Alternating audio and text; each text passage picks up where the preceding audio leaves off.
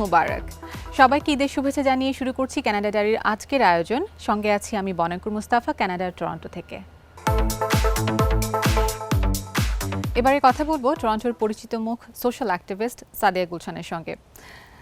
সাদিয়া আপু, আমরা সাধারণত আমাদের গেস্টদেরকে প্রথমেই জিজ্ঞেস করি যে তাদের বাংলাদেশ থেকে কানাডা আসার জার্নি কেমন ছিল, তবে আপনার ক্ষেত্রে আমরা একটু ভিন্নভাবে শুরু করতে চাই। আমি জানি যে আপনি অনেক ফাইট করে বাংলাদেশ থেকে কানাডায় এসেছেন, একটা জীবন করেছেন, আমাদেরকে সেই সব দিনের কথা বলবেন। আমার অ্যাকচুয়ালি বাংলাদেশের জার্নি এই ক্যানাডার জার্নির সাথে রিলেটেড। সাধারণত মানুষ আসে এখানে যে বাচ্চার ভবিষ্যতের জন্য। সো আমি আমার বড় মেয়েকে নিয়ে এসেছি ক্যানাডাতে, দ্যাট ওয়াজ 1996। অ্যান্ড দুইটা কারণ ছিল, এক হচ্ছে ওর এডুকেশন, আরেকটা হচ্ছে যে বাংলাদেশে আমি মাস্টার্স করেছি এবং আমার এক্স কখনোই আমাকে বলেছে যে সে আমাকে চাকরি করতে দিবে না। অ্যান্ড আমি কিন্তু বিসিএসে ফার্স্ট যে প্রিলিমিনারি ওটাতে আমি পেয়েছিলাম এবং তার কথা ছিল যে তুমি ভালো মা হবা, বাসায় থাকবা। অ্যান্ড তখন থেকে আমার মাথার মধ্যে যেটা বলে আর কি যে রাগ বা দুঃখ যেটাই হোক, যে আমি কেন বসে থাকবো, হ্যাঁ, এটা ছিল আমার ইয়ে। তো আমি অ্যাকচুয়ালি একটা সুযোগ খুঁজছিলাম যে আমি বাংলাদেশে পারবো না এটা করতে যেটা আমি চাচ্ছি, কারণ আমাকে ওখানে থাকতেই হবে। তো আমি এই কারণেই আমার একটা কারণ যে বাংলাদেশ থেকে ক্যানাডায় আসা। আর যেটা বলছেন যে কেন কি আমাকে এটা উদ্বুদ্ধ করেছে, যে আমাকে সাহস জুগিয়েছে, সেটা হচ্ছে যে নেভার গিভ আপ। এটা আমি সবসময় আর কি মনে করি নিজের মতো করে। এবং কখনোই আমি মাস্টার্স শেষ করেছি এত কিছুর পরেও এমন একটা বৈরী আবহাওয়া ছিল, তার মধ্যেও আমি কিন্তু আমার মেয়েটা অনেক ছোট ছিল, আর বাংলাদেশে it's really hard to raise a kid. And I did it well, and when I did the masters, so many people came to me and told me, you did it. Otherwise, আমরা যদি হতাম আমরা quit করতাম। যাই হোক, তো তারপরে এখানে আসার পরে অনেক কিছু বই আবহাওয়া যেটা বললেন এগুলোর ভিতর দিয়ে গিয়েছি, কিন্তু একটা আমার মনের ভিতরে সবসময় কাজ করতো, আমি কখনোই গিভ আপ করতে চাই না, কোনো কিছুতে না। আপনি তো আপনার জীবনের অনেক স্ট্রাগল করার কথা বললেন, আমি জানি যে আপনি শেল্টারেও থেকেছেন, অনেক প্রতিকূলতা ফেস করেছেন আপনি। তো এই অভিজ্ঞতাগুলো আপনাকে কি জীবনে অন্য নারীদের পাশে দাঁড়াবার জন্য অনুপ্রাণিত করেছে? অবশ্যই করেছে। আরেকটা কথা বলি যে আমি যে শেল্টারে ছিলাম এবং বাংলাদেশে যে আমি এত বেশি অনেকবার যেতে চেয়েছি, আমি মহিলা অধিদপ্তরে গিয়েছি, আমি ডিভোর্স চেয়েছি আমার ওই মেয়েকে নিয়ে কাউকে না জানিয়ে, কারণ বাংলাদেশে এটা খুবই হার্ড ছিল। সো প্রথমে আমার কিন্তু ইচ্ছা ছিল যে আমি যেটা করি সেটাই করি, আমার বাচ্চারা বড় হলে আমি বাংলাদেশে একটা শেল্টার রাখবো, কারণ আমি জানি না এখন হয়তো আছে, তখন ছিল না যে আমি একটা শেল্টারে গিয়ে। তো যাই হোক, আমি যখন কানাডায় আসি তারপর আমার বাচ্চারা পড়ছে এবং আমি বাচ্চাদেরকে বললাম যে দিস ইজ মাই ড্রিম, তোমরা যখন বড় হবে তোমরা সবাই একটা ফান্ড করবে এবং একটা ট্রাস্ট হবে, আমি বাংলাদেশে একটা শেল্টার করব, যাতে ওখানে কোনো মেয়ে যদি তারা কোনো জায়গা চলে যেতে চায় যাতে ওইটা একটা সেফ প্লেস হয় এবং ওটা থাকবে একদম এখানকার মতো। এখানে যেরকম কোনো কিছু ওরা রিলিজ করে না, কে কোথায় আছে বলবেই না ওরা, রাইট? কেউ যদি বলেও তাদেরকে বের করে দিবে শেল্টার থেকে, সেটা ওদের পলিসি, রাইট? কিন্তু বাংলাদেশে কোনো যেটাকে বলে প্রাইভেসি নাই, যেটা বলে, ঠিক আছে? সো যাই হোক, আমার ওটা ইচ্ছা ছিল। পরে দেখলাম যে আমি যখন একটা এখানকার বিসিসিবি উইমেন গ্রুপ ওটা যখন ওরা চালু করলো 2017, তখন আমি ওখানে না জয়েনই করলাম যে আমার স্টোরিটা সবাইকে বলি এবং I want to hear from them also, both ways, right? And if I can share my story and they can relate, that was my main concern. পরে দেখা গেল যে এত বেশি মেয়ে আমাকে কল করতো, আমি তাদের নাম্বারও রাখি নাই, sometimes I don't know there name. আমার উইকেন্ডে একটা রেকর্ডও আছে যে 6 ঘন্টা আমি একটা মেয়ের সাথে কথা বলেছি। এবং আমি জানি এটা খুবই হার্ড যে যখন একটা মেয়ে অ্যাবিউজ হয় আর যদি বাচ্চা থাকে, তারা পুলিশ কল করে, পরের দিন গিয়ে কোর্ট থেকে ওই ইয়েটা উঠিয়ে ফেলে, রাইট? কেসটা উঠিয়ে ফেলে। So it's not easy for me. Even আমি আমাকে দিয়ে চিন্তা করি, 25 বছর লেগেছে আমাকে ওখান থেকে বের হয়ে আসতে, কারণ আমি এক সময় বলেছিলাম যে থাক, আমার দরকার নেই, আমি মার খাই তাও থাকি। কিন্তু যখন আমি দেখেছি যে আমাদের বাচ্চা, আমার তখন মেয়ে লতে যাচ্ছে আর কি, তখন ম্যাকমাস্টারে গেল, তারপর সে ল স্কুলে ভর্তি হলো। আমার কাছে মনে হয় যে আমি যদি না বের হয়ে আসতাম, আমার মেয়ে আজকে লয়ার হতো না। আমার ছেলে যে আজকে স্ট্যানফোর্ডে পড়ছে, মাস্টার্স করছে, আমার ছেলে ওটা হতো না। এবং আমার মেয়ে শিখতো না যে কিভাবে স্টে স্ট্রং অ্যান্ড অন্যায়ের বিরুদ্ধে যে কথা বলতে হয় সেটা আমি ওদেরকে পেরেছি এবং ওইটাই আমি সব মেয়েদেরকে জানাতে চাচ্ছি। So that's why I started to talk to them and later on you know the story that I made one non-profit organization, নাম হচ্ছে সানশাইন ইন্সপায়ার্ড স্ট্রেংথ। সাদিয়া আপু, সানশাইন ইন্সপায়ার্স স্ট্রেংথ এই প্রতিষ্ঠানটি গড়ার পেছনে আপনার কি ইন্সপিরেশন কাজ করেছে, এবং ছোট্ট করে আমাদের এটিও বলবেন আমাদের ক্যানাডা ডায়েরি দর্শকদের উদ্দেশ্যে, আপনি যে নারীদেরকে নিজেদের ভালোবাসার কথাটি বলেছেন, আপনি যদি আরও কোনো মেসেজ দিতে চান তাদের জন্য। আমি যে সানশাইন ইন্সপায়ার্ড স্ট্রেংথ শুরু করেছি, আমার মিশন হচ্ছে, ভিশন হচ্ছে যে ইমিগ্রেন্ট বাংলাদেশি মহিলা, ইভেন সাউথ এশিয়ান মহিলারাও জয়েন করতে পারবে, whoever survivor from the domestic violence.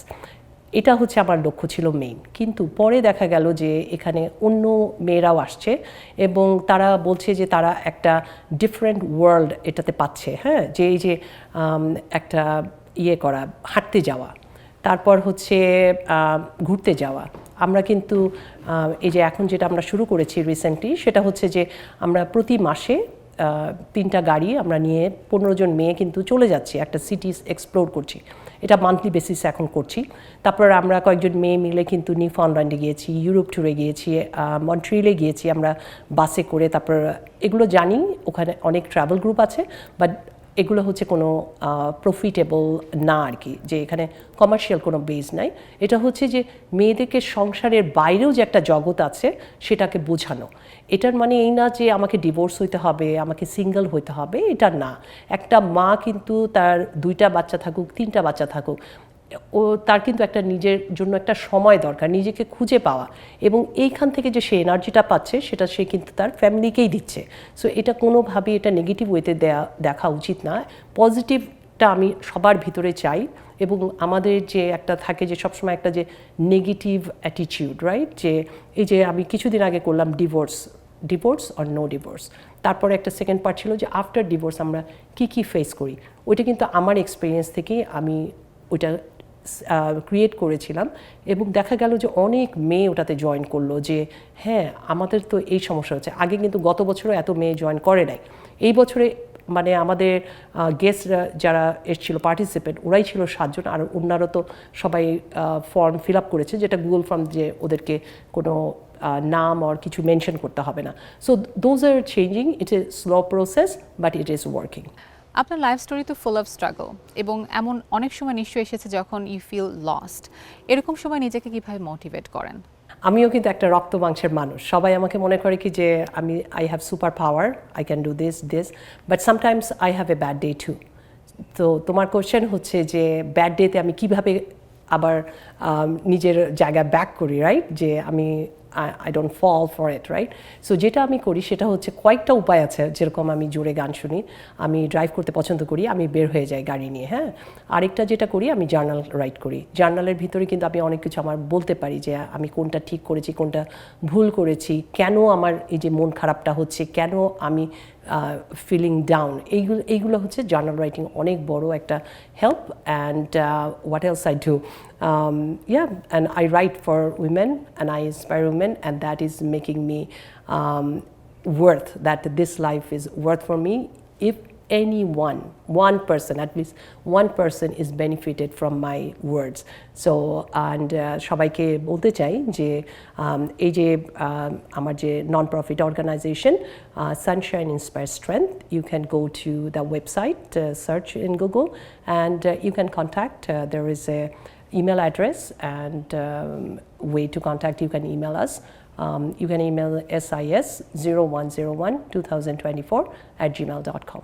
ধন্যবাদ বনাকুর, আমি সত্যি অনার্ড যে তুমি তোমার এই অনুষ্ঠানে আমাকে ইনভাইট করেছো। ভালো থাকো। সাদিয়া গুলশান, আপনাকে অনেক ধন্যবাদ আমাদেরকে সময় দেওয়ার জন্য। একদিকে ভারতীয় প্রধানমন্ত্রী নরেন্দ্র মোদীকে G7 শীর্ষ সম্মেলনে আমন্ত্রণ, অন্যদিকে প্রধানমন্ত্রী মার্ক কার্নির সংসদে একের পর এক আলোচিত বিল উত্থাপন, যার মধ্যে উল্লেখযোগ্য ছিল কানাডায় শিক্ষার্থী হিসেবে এসে অ্যাসাইলাম আবেদন করতে পারার উপরে নিষেধাজ্ঞা। বিস্তারিত জানবো সাংবাদিক স্বাগত আলী সাগরের কাছে। ধন্যবাদ বনাঙ্কুর, আপনি যথার্থ খেয়াল করেছেন। কানাডার হাউস অব কমন্সের অধিবেশন শুরু হওয়ার পর থেকেই সংসদে একের পর এক বিল উঠছে, এবং এই বিলগুলোর অধিকাংশই কানাডা এবং আমেরিকার মধ্যকার ট্যারিফ যুদ্ধের কারণে কানাডার অর্থনীতিতে যে অনিশ্চয়তা তৈরি হওয়ার আশঙ্কা দেখা দিয়েছে, তা থেকে কানাডার অর্থনীতিকে কিভাবে রক্ষা করা যায়, কিভাবে কানাডিয়ান ইকোনমিকে আরও বেশি শক্তিশালী করা যায়, সেদিকে লক্ষ্য রেখেই এই বিলগুলো প্রণয়ন করা হয়েছে। আপনার নিশ্চয়ই খেয়াল আছে যে গত মাসে মে মাসের প্রথম দিকে মার্ক কার্নি এবং ডোনাল্ড ট্রাম্পের মধ্যে হোয়াইট হাউসে একটি বৈঠক হয়েছিল। সেই বৈঠকের পর দুই দেশের মধ্যে দুই দেশের সম্পর্ক, বাণিজ্য যুদ্ধ এইসব বিষয় নিয়ে আনুষ্ঠানিকভাবে আর তেমন কোনো আলাপ আলোচনা চোখে পড়েনি। তবে গতকালই কানাডায় নিযুক্ত মার্কিন রাষ্ট্রদূত তিনি সাংবাদিকদের জানিয়েছেন যে মার্ক কার্নি এবং ডোনাল্ড ট্রাম্পের মধ্যে এইসব বিষয় নিয়ে সরাসরি কথা হচ্ছে, দুদেশ প্রতিনিয়তই আলাপ আলোচনার মধ্যে আছে। তবে আদৌ আলাপ আলোচনার মধ্যে আছে কিনা কিংবা কি আলাপ আলোচনা হচ্ছে সেই বিষয়গুলো জনসম্মুখে তেমন একটা পরিষ্কার না। দর্শক, আরও একটি বিষয় আমি উল্লেখ করতে চাই এখানে। আগামী 15 এবং 17 জুন শিল্পোন্নত 7টি দেশের যে সম্মেলন হয় G7 কনফারেন্স, এবার এটি কানাডার আলবার্টায় অনুষ্ঠিত হবে এবং মার্ক কার্নি কানাডার প্রধানমন্ত্রী G7 এই সম্মেলনটিকে মার্কিন যুক্তরাষ্ট্রের সঙ্গে তার যে টানাপোড়েন, সেই টানাপোড়েন থেকে কানাডারকে আরও সুসংহত করা, তার উপায় খুঁজে বের করার জন্য তিনি এই প্ল্যাটফর্মটিকে কাজে লাগানোর চেষ্টা করছেন বলে আমরা জানতে পেরেছি। এই সম্মেলনে যোগ দেওয়ার জন্য ডোনাল্ড ট্রাম্প আলবার্টায় মানে কানাডায় আসবেন। মার্ক কার্নি আবার ব্রাজিল এবং মেক্সিকোর সরকার প্রধানকেও আমন্ত্রণ জানিয়েছেন এই সম্মেলনে যোগ দেওয়ার জন্যে। বরাবরই G7 সম্মেলনে ভারতের প্রধানমন্ত্রী নরেন্দ্র মোদী যোগ দেন। এবার শুরুর দিকে একটা অনিশ্চয়তা ছিল যে তাকে আমন্ত্রণ জানানো হয়েছে কি হয়নি, কিন্তু এটি নিয়ে কানাডিয়ান পত্রপত্রিকায় যখন খবর বেরোয় মার্ক কার্নি তাকে আমন্ত্রণ জানান এবং প্রধানমন্ত্রী মার্ক কার্নির আমন্ত্রণে G7 সম্মেলনে যোগ দিতে নরেন্দ্র মোদী কানাডায় আসবেন বলে তিনিও জানিয়েছেন। যদিও কানাডা এবং ভারতের মধ্যে কূটনৈতিক সম্পর্ক এখন একেবারেই নিম্ন পর্যায়ে রয়েছে, কিন্তু ডোনাল্ড ট্রাম্পের সঙ্গে কিংবা মার্কিন যুক্তরাষ্ট্রের সঙ্গে কানাডার এই যে ট্যারিফ নিয়ে যে অনিশ্চয়তা তৈরি হয়েছে বা বিশ্বের বিভিন্ন দেশের সঙ্গে মার্কিন যুক্তরাষ্ট্রের সঙ্গে অন্যান্য দেশের ট্যারিফ নিয়ে যে অনিশ্চয়তা তৈরি হয়েছে, সে থেকে উত্তরণের একটা পথ খোঁজার জন্য মার্ক কার্নি এই প্ল্যাটফর্মটাকে ব্যবহার করতে চাইছেন এবং চাইছেন বলে ভারতের নরেন্দ্র মোদী, ব্রাজিল, মেক্সিকো সহ অন্যান্য দেশগুলোকেও এই সম্মেলনে যোগ দেওয়ার জন্য G7 সম্মেলনে যোগ দেওয়ার জন্য আমন্ত্রণ জানানো হয়েছে। স্বাগত আলী সাগর, আপনাকে অনেক ধন্যবাদ আমাদের সঙ্গে যুক্ত হবার জন্য। এ পর্যায়ে চলে যাব রিয়েলটর আশরাফ সিদ্দিকের কাছে কানাডার বাসাবাড়ির হালচাল জানতে। হোম ইন্সপেকশন করাটা আসলে বেশ ভালো একটা বিষয়, মানে এটি একজন ক্রেতার জন্য যথেষ্ট গুরুত্বপূর্ণ একটি বিষয়। আমরা রেকমেন্ড করি হ্যাঁ হোম ইন্সপেকশন করা উচিত, যদি অনেক সময় সিচুয়েশন আমাদেরকে এটি অ্যালাউ করে না, কিন্তু তারপরও আমাদের যদি সুযোগ থাকে অবশ্যই আমরা বাড়িটি ইন্সপেকশন করে নেব। কারণ একজন হোম ইন্সপেকশন এই বাড়ির অনেক লেটেন্ট ডিফেক্ট বের করতে পারেন। একজন বায়ারকে আসলে যথেষ্ট পরিমাণে হেল্পই করেন একজন হোম ইন্সপেক্টর। এছাড়াও আরেকটি বিষয় আছে, যদি কোনো আপনার ডিফেক্ট আপনি খুঁজে পান থ্রু ইন্সপেকশন, তখন একজন বায়ার সে নেগোশিয়েট করতে পারে সেলারের সাথে যে আমার এই ধরনের প্রবলেমগুলো আমি ফাইন্ড আউট করেছি, তুমি এই প্রবলেমগুলো আমাকে সলভ করে দাও, তাহলে আমি এটা আসলে এই বাসাটা পারচেস করব, না হলে I will just simply walk out from this deal। তো এটা সে বলতেই পারেন। আরেকটা বিষয় হচ্ছে এর সাথে কিছু ধরনের কস্টও ইনভলভ, যেমন $500 to $1,000 মধ্যে একটা কস্ট দেখা যায় একজন ইন্সপেকশন করার জন্য একজন হোম ইন্সপেক্টর চার্জ করেন। তো এটি অনেকের কাছে আসলে একটা অ্যাডেড এক্সপেন্স, সো এটিও আপনাদের মাথায় রাখতে হবে।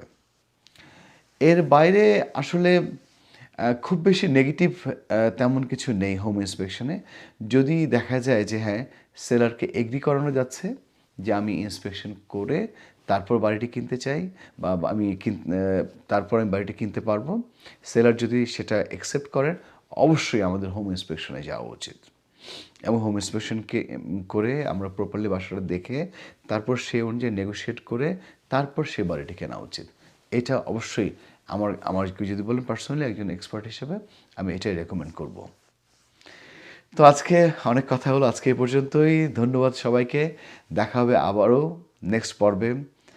কানাডা ডায়েরি অনুষ্ঠানের সকল দর্শকদের আবারও ঈদের শুভেচ্ছা জানাচ্ছি এবং সেই সাথে সবাইকে ধন্যবাদ জানাচ্ছি। আপনারা নিয়মিত আমাদের এই কানাডা ডায়েরি অনুষ্ঠানটি দেখেন। প্রতি সপ্তাহের মতো আগামী পর্ব আপনাদের সাথে আবার দেখা হবে এই কানাডার বাড়িঘরের হালচাল এবং এ সম্পর্কিত দু একটি ছোটোখাটো টিপস নিয়ে। কানাডা ডায়েরির আজকের আয়োজনে ছিল এতটুকুই। দেখা হবে আবারও সামনের সপ্তাহে একই সময়ে চ্যানেল 24 এর পর্দায়। সে পর্যন্ত সবাই ভালো থাকবেন।